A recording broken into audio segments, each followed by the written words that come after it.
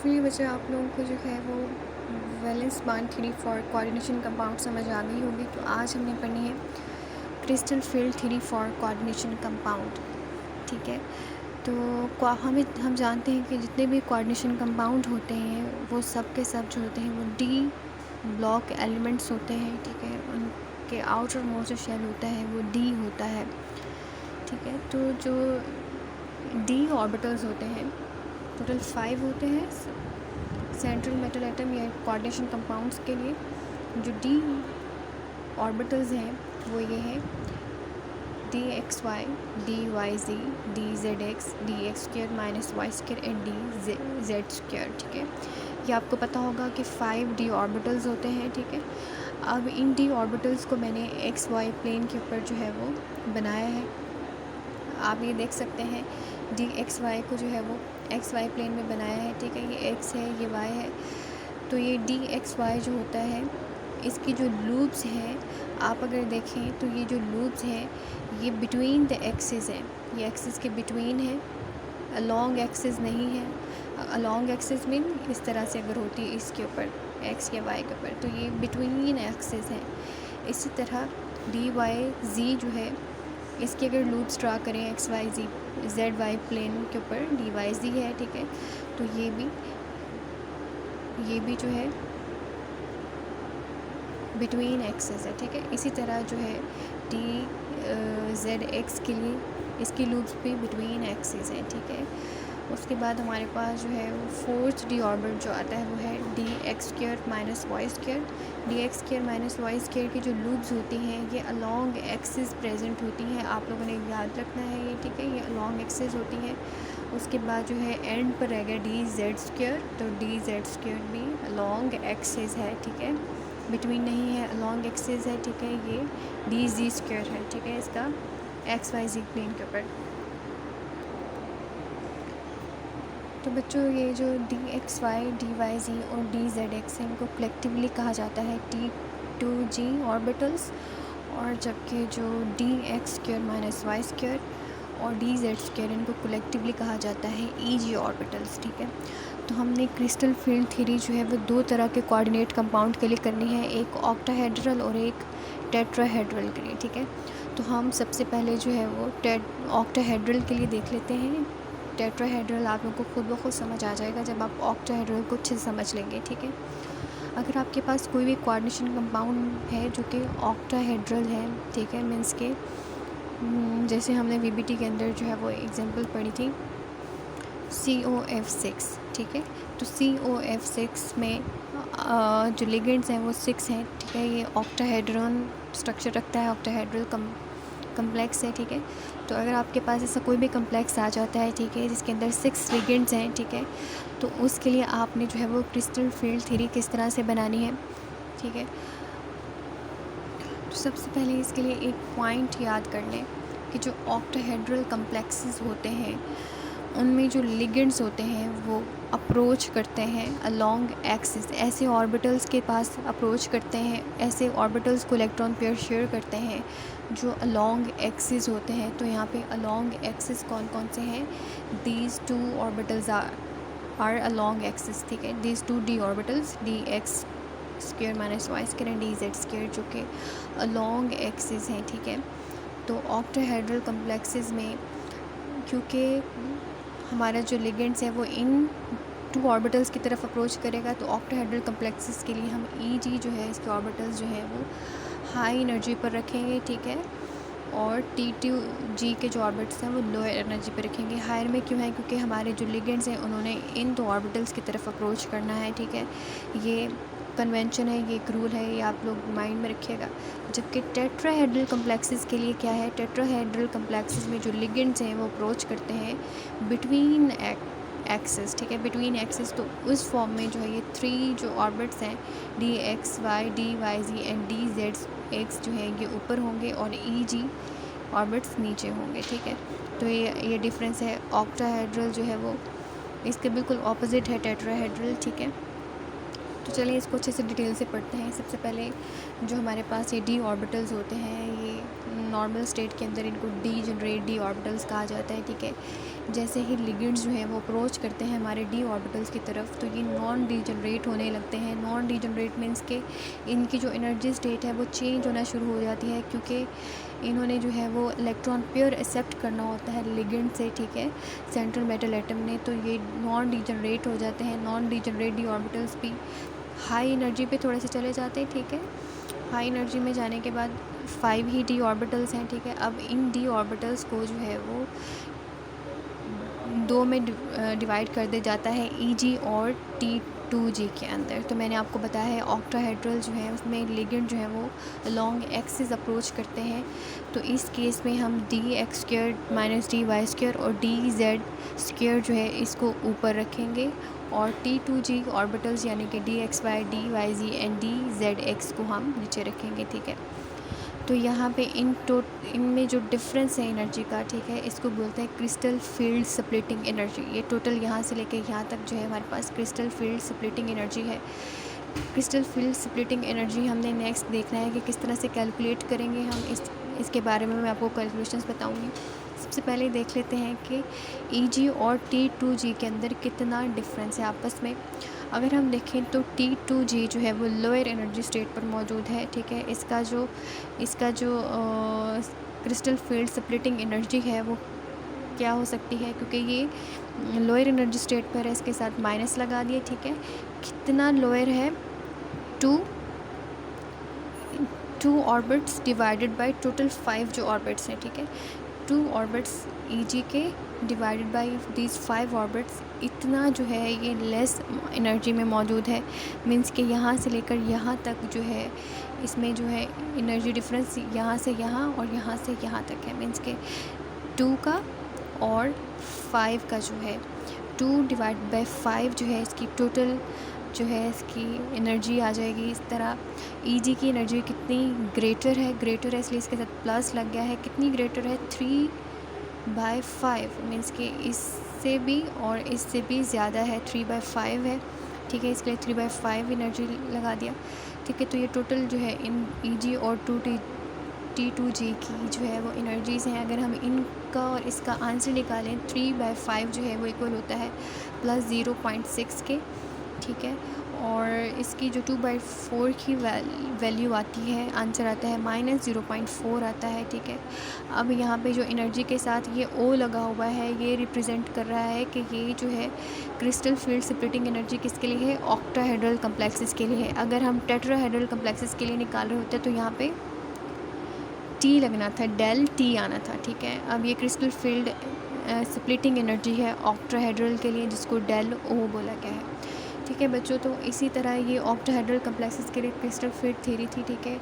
आप जो है अगर आप इसी डायग्राम को यूज़ करते हुए आप जो है वो फिलिंग कर सकते हैं। मींस कि अगर आपका जो आपकी जो मेटल है उसके अंदर कितने डी ऑर्बिट्स हैं, उसमें आइदर 1 है, 2 है, 3 है, 5, 10 तक हो सकते हैं। डी के अंदर हम जानते हैं 10 तक हो सकते हैं। उतने इलेक्ट्रॉन्स को फिल करेंगे, उन इलेक्ट्रॉन्स के साथ जो है वो आप इस स्ट्रक्चर को ड्रा कर सकते हैं। किस तरह से ड्रा करेंगे आपको पता लग जाएगा कि हमारा जो कम्प्लेक्स है वो आइदर ऑक्टाहेड्रल है या टेट्राहेड्रल है। अगर तो ऑक्टाहेड्रल है तो इस तरह से आप उसकी इस तरह से बनाएंगे, ठीक है। फिर उसके बाद अगर तो वो टेट्राहेड्रल है तो फिर आप इसी स्ट्रक्चर को ऑपोजिट कर देंगे, Eg नीचे चला जाएगा, T2G ऊपर चला जाएगा। फिर उसके बाद ऑर्बिट्स को फिल कैसे करना है, जैसे हम MOT में फिल करते थे, लोअर एनर्जी स्टेट से फिलिंग स्टार्ट करेंगे और हायर एनर्जी स्टेट तक चले जाएंगे। जैसे कि अगर आपके पास नॉन डीजनरेट ऑर्बिटल्स के अंदर जो है आपके पास 4 इलेक्ट्रॉन्स आते हैं, 4 इलेक्ट्रॉन्स को आप सबसे पहले इनके अंदर फिल करेंगे, ठीक है। इनके अंदर फिल करेंगे। अगर तो 6 हैं, 6 इसमें फिल्ड हो जाते हैं। फिर अगर कोई ऐसा कम्प्लेक्स है जिसके अंदर 7 इलेक्ट्रॉन पेयर्स मौजूद हैं डी ऑर्बिटल्स में, तो 6 इसमें पूरे हो जाएंगे, एक ऊपर चला जाएगा। इस तरह से आप इसकी फिलिंग करेंगे। बहुत ईजी है, जैसे MOT के अंदर हम लोग करते थे। इलेक्ट्रॉन्स को फिल करना बहुत ईजी है, जिसमें मैंने आपको जनरल स्ट्रक्चर बता दी है कि ऑक्टाहेड्रल कम्प्लेक्स के लिए आप जनरल स्ट्रक्चर कैसे बनाएंगे, ठीक है। और टेट्राहेड्रल कम्प्लेक्सेस के लिए इसके बिल्कुल ऑपोजिट स्ट्रक्चर बनाएंगे। Same non degenerate D orbitals बनाएंगे। Eg नीचे चला जाएगा, T2G ऊपर चला जाएगा। Eg की वैल्यू, ये वाली वैल्यू जो है माइनस में आएगी उस फॉर्म में, और T2G की वैल्यू जो है वो प्लस में आएगी, प्लस 2/5 आएगा T2G, क्योंकि ये ऊपर होगा, ठीक है, ऊपर होगा तो ये कितना ज़्यादा हाई एनर्जी स्टेट पर होगा, 2/5, ठीक है। तो ये सेम वैल्यू होगी, लेकिन ये माइनस की जगह प्लस, और ये प्लस वाली वैल्यू इधर आ जाएगी तो ये माइनस हो जाएगी। ऑक्टाहेड्रल के लिए ऑपोजिट है, समझ लें इस बात को, ठीक है। तो ये सारी की सारी थी क्रिस्टल फील्ड थ्योरी। उसके बाद बच्चों मैं आपको 3 चीज़ें जो हैं वो डिटरमाइन करना सिखा देती हूँ। वो कौन, होपफुली आप लोगों को क्रिस्टल फील्ड थ्योरी जो है ऑक्टाहेड्रल टेट्राहेड्रल कंपाउंड के लिए पता लग गई होगी। अब हमने 3 मज़ीद चीज़ें पढ़नी है। वो क्या है, हाउ टू राइट कॉन्फ़िगरेशन। हम क्रिस्टल फील्ड थ्योरी कर रहे हैं, ऐसे कोऑर्डिनेट कम्प्लेक्सेस के लिए हम जो है कॉन्फ़िगरेशन किस तरह से राइट करेंगे, हमें ये भी पता होना चाहिए। उसके बाद जो है सेकंड पॉइंट पर हम ये भी पढ़ेंगे कि हाउ मैग्नेटिक मोमेंट हम कैलकुलेट कर सकते हैं, किस तरह से हम जो है कैलकुलेशन करेंगे मैग्नेटिक मोमेंट के लिए। उसके बाद थर्ड पॉइंट पर हम लोग पढ़ेंगे कि हम लोग जो है क्रिस्टल फील्ड स्प्लिटिंग एनर्जी को कैसे कैलकुलेट करेंगे। तो वो मैंने आपको लास्ट क्रिस्टल फील्ड थ्योरी जब पढ़ रहे थे उसमें जो हमने वैल्यूज़ निकाली हैं EgO2 T2G की -0.4 एंड प्लस 0.6 जो है ये इसके अंदर यूज़ होगी। किस तरह से यूज़ होगी हम आपको पहले बताते हैं, लेकिन सबसे पहले हम लोग देखते हैं कि हम किस तरह से कॉन्फ़िगरेशन ड्रा कर सकते हैं क्रिस्टल फील्ड थ्योरी के लिए। तो बच्चों हमारे पास जो है कोऑर्डिनेशन कंपाउंड के अंदर टोटल 10 d ऑर्बिटल्स हो सकते हैं, D1 D2 D3 D4 D5 D6 D7 D8 D9 D10। Means के ऐसा d ऑर्बिटल जिसके अंदर सिर्फ 1 इलेक्ट्रॉन है, ऐसा भी हो सकता है जिसके अंदर सिर्फ 2 इलेक्ट्रॉन्स हो, ऐसा भी हो सकता है जिसके अंदर सिर्फ 3 इलेक्ट्रॉन्स हो, और ऐसा भी हो सकता है जिसके अंदर 4 इलेक्ट्रॉन्स हो, ठीक है। तो ये सारे के सारे 10 तक d ऑर्बिटल्स हैं।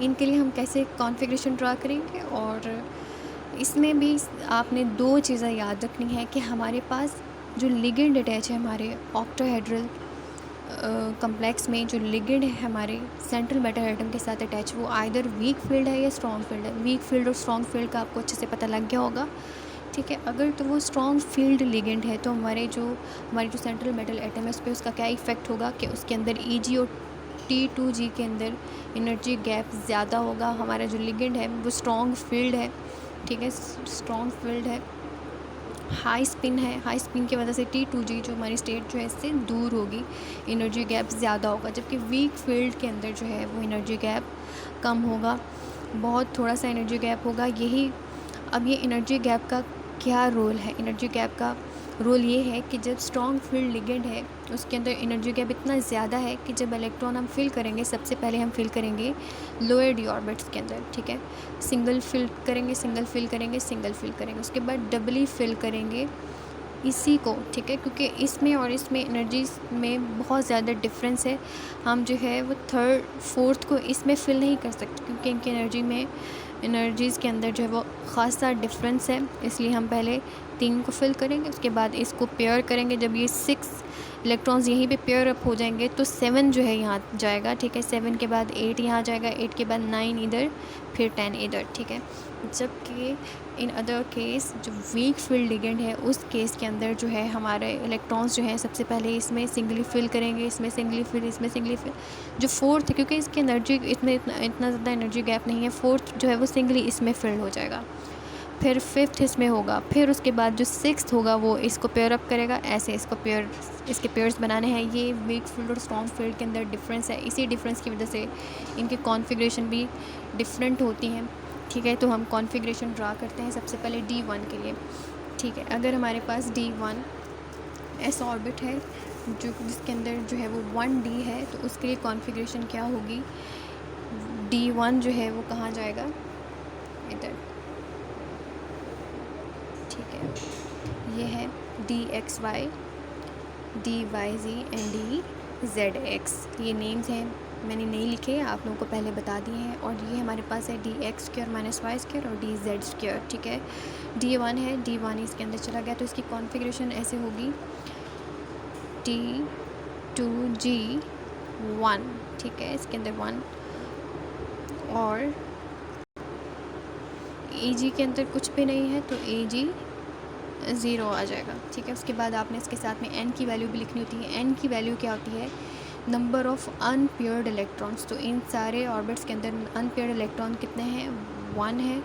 तो यहाँ पे जो n की वैल्यू है वो 1 आ जाएगी। इसी तरह आपने D10 तक कॉन्फ़िगरेशन करनी है, ठीक है। अब आपके पास D2 है, D2 है मीन्स के यहाँ D2 चला गया, ठीक है। तो इसके लिए क्या होगा? T2G 2 Ag में कोई नहीं है इलेक्ट्रॉन तो 0, ठीक है। यहाँ पे n की वैल्यू क्या आ गई? 2 आ गई। 2 अनपेयर्ड इलेक्ट्रॉन है, इसकी वैल्यू 2 आ गई। उसके बाद D3 के अंदर क्या आ जाएगा? D3 यहाँ चला जाएगा, ठीक है। इसके लिए कॉन्फ़िगरेशन क्या हो जाएगी? T2G 3 and Eg 0, ठीक है। और इसके लिए अनपेयर्ड इलेक्ट्रॉन्स 3। उसके बाद हमारे पास जो नेक्स्ट कॉन्फ़िगरेशन है 4 के लिए। अब 4 में जो है, क्योंकि इनमें गैप बहुत ज़्यादा मैंने आपको बताया था, तो ये पेयर जो है यहीं पे बनेगा, 4th इलेक्ट्रॉन इधर चला जाएगा, ठीक है। और यहाँ पे हमारे पास आ जाएगा T2G 4 Eg अभी भी Eg में कोई नहीं है इलेक्ट्रॉन, अभी भी 0 है। तो यहाँ पे अनपेयर्ड इलेक्ट्रॉन कितने रह गए हमारे पास? 2 रह गए हैं। ये पेयर्ड हो गया है, सिर्फ अनपेयर्ड 2 रह गए।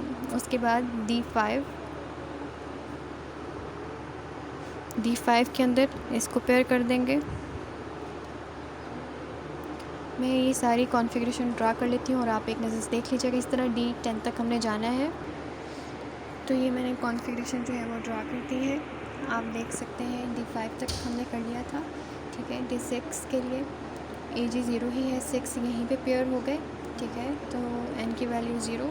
उसके बाद T2G6 जो है, अगर D7 आ जाए तो T2G6 में 6 फिल्ड हो गए, तो 8 जो इलेक्ट्रॉन है 7 Eg में चला जाएगा। तो अनपेयर्ड 1 है यहाँ पे, ठीक है। T2G6 फिर Ag2 D8 के लिए, ठीक है। और इसमें अनपेयर्ड इलेक्ट्रॉन्स 2 हो जाएंगे, ठीक है। फिर उसके बाद D9 के अंदर जो है T2G6 फिल्ड है, फिर Eg के अंदर 3 हो जाएंगे। 3 किस तरह से हो जाएंगे? 1 इधर, 2 इधर और 1 इधर रह जाएगा, ठीक है। और अनपेयर्ड यहाँ पे सिर्फ 1 रह जाएगा। और 10 के अंदर जो है 6 इसके अंदर फिल्ड और 4 Eg के अंदर फिल्ड, टोटल ऑर्बिट फिल्ड हो गए, कोई अनपेयर्ड नहीं है, तो इसकी वैल्यू आ गई 0। इसी तरह जो है हमने वीक फील्ड डिगिंग के लिए भी कॉन्फ़िगरेशन ड्रा करनी है। वीक फील्ड डिगिंग के लिए क्या है डिफरेंस ये आना है कि यहाँ पे जो है सिंगली फिल करने के बाद इसको सिंगली फिल करना है, फिर डबल एंड को फिल करना है। इसी तरह इनकी कॉन्फ़िगरेशन में डिफरेंस आएगा, ठीक है। तो D1 में क्या आ जाएगा? D1 में वैसे ही सेम कॉन्फ़िगरेशन होगी। यहाँ जो है D3 तक जो है कॉन्फ़िगरेशन जो है इसकी वीक फील्ड की सेम होगी, क्योंकि जो है इसको जो है वो सिंगली फिल करना है D3 तक, ठीक है। ये सिंगली फिल हुआ है, तो Ag की वैल्यू 0 1 2 3, n की वैल्यू वैसे ही सेम टू सेम जैसे स्ट्रॉन्ग फील्ड में। अब क्या होगा? जब जैसे ही D ऑर्बिट D4 हो जाएगा, D4 होगा तो 3 इलेक्ट्रॉन्स इसमें और 4th इसमें जाएगा, ठीक है। बजाय कि इसको पेयर अप करने के लिए, क्योंकि इनमें एनर्जी गैप कम है, तो यहाँ पे चला जाएगा इलेक्ट्रॉन 4th के लिए। तो ये डिफरेंस आ गया थोड़ा सा। क्या आया है? T2G 3 Ag में 1 चला गया है। अब अनपेयर्ड इलेक्ट्रॉन्स यहाँ पे कितने हैं? 4 अनपेयर्ड इलेक्ट्रॉन्स हैं, आप देख सकते हैं। ये भी अनपेयर्ड, तो 4 इलेक्ट्रॉन्स हैं। इसी तरह जो है आप D10 तक इसकी कॉन्फ़िगरेशन ड्रा करेंगे। मैं ड्रा कर देती हूँ एक। तो ये मैंने सारी की सारी कॉन्फ़िगरेशन ड्रा कर दी है। डिफरेंस कहाँ है? सिर्फ और सिर्फ डिफरेंस है D4 से D7 तक। D4 से D7 तक डिफरेंस है, ठीक है, इनकी वैल्यूज़ में। बाकी सारा की सारी कॉन्फ़िगरेशन भी, इनकी वैल्यूज़ भी सेम है, ठीक है। 4 5 4 3, जबकि यहाँ पे 2 1 0 1, ठीक है। तो ये n की वैल्यूज़ में सिर्फ D4 से D7 तक डिफरेंस है, ये आपने याद रखना है। कॉन्फ़िगरेशन बहुत ईजी है। अब ये थी ऑक्टाहेड्रल के लिए कॉन्फ़िगरेशन। इसी तरह जो है वो टेट्राहेड्रल के लिए भी कॉन्फ़िगरेशन आ सकती है, लेकिन उसमें क्या होगा? Eg पहले आएगा कॉन्फ़िगरेशन में और T2G बाद में आएगा। Eg को पहले फिल करना शुरू करेंगे, फिर T2G को फिल करेंगे।